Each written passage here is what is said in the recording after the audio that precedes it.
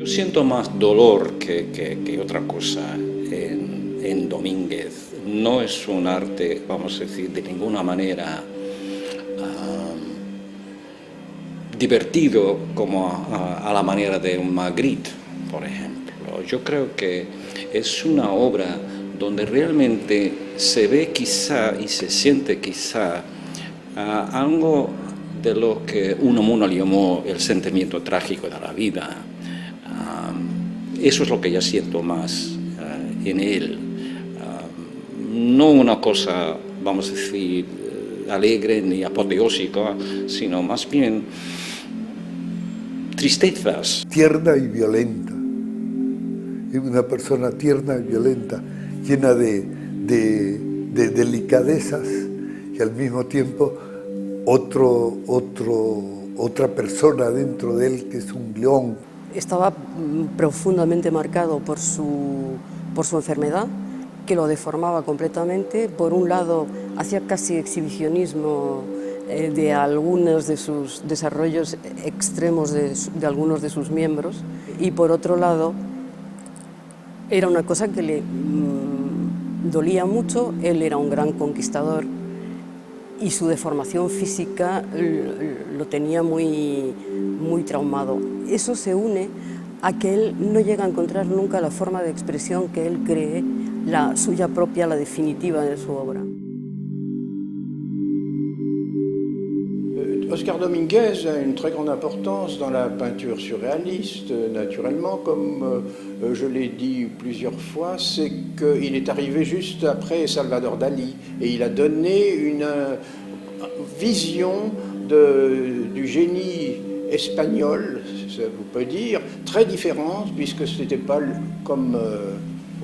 C'était pas comme Salvador Dalí, la méthode paranoïaque critique, c'était une espèce de lyrisme sauvage, comme ça, où il montrait en même temps, dans ses premiers tableaux, l'atmosphère de son enfance où il avait vécu dans les îles. Na arte do Oscar Domínguez, a técnica, para mim, está num segundo plano.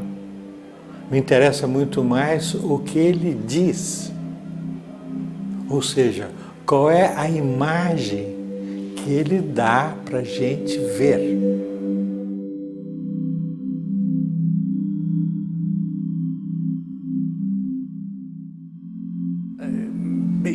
Je pense que Domínguez va rester, de même que la peinture surréaliste demeure, quoi qu'il en soit. On peut avoir des goûts qui varient, il y a des modes, il y a des variations d'appréciation, mais l'œuvre de Domínguez reste justement par cette apparente simplicité. Je dis bien apparente parce que le simple, c'est du difficile, du complexe qui a été réduit, qui a été synthétisé. Et il y a une apparente simplicité qui parle au public, qui parle à tout le monde.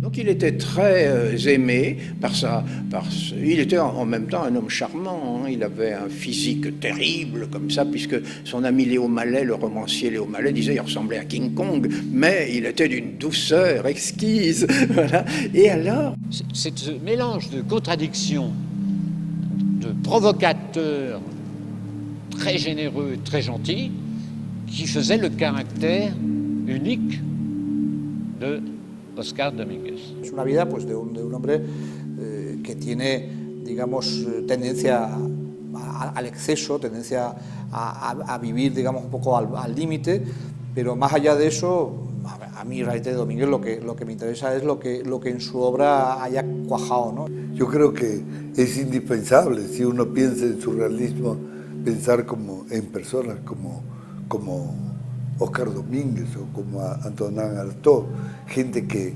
vivió el surrealismo como un ejercicio personal, ¿no es cierto?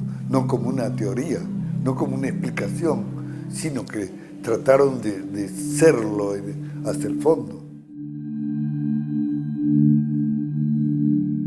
Me sigue fascinando es su versión del rapto de Europa. Yo llegué a ese tema a través de Emeterio Gutiérrez Albelo, porque en su Enigma del invitado hay un poema en que el hablante se convierte a la manera de Júpiter, dice, no en un toro, sino en un tranvía. Y con lo que llama su trole tan fálico, viola a la nueva Europa y luego la parte en dos, convertido en tranvía. Una de las cumbres del surrealismo ha sido, por supuesto, la famosa exposición internacional de surrealismo de 38 y Dominguez con los famosos, la Avenue, la calle de los maniquines, Dominguez hace uno, hay la Brouette Capitone, hay muchísimas intervenciones de Dominguez aquí, se nota que la importancia que tenía este momento.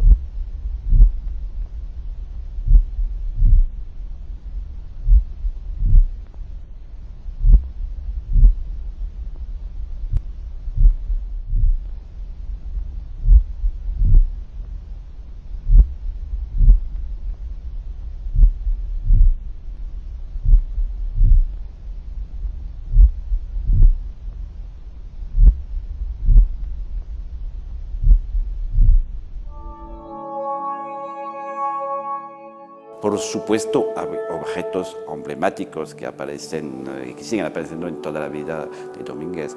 Las máquinas están muy presentes como metáforas, como una cosa muy orgánica, muy corporal, muy ligado también a la sexualidad. Se puede hablar, y supongo hay mucha gente, testigos que van a hablar de la sexualidad en Dominguez, que es alguien que tiene siempre eso en la mente. Seguía a cualquier mujer. Bueno, tenía una que se llamaba Roma, una pianista polaca que le tocaba Chopin y todo eso. Pero perseguía a la que sea por la calle, la que vendía las castañas, por ejemplo, y eran las palomas blancas. Les llamaba a todas paloma blanca. Hola, palomita blanca.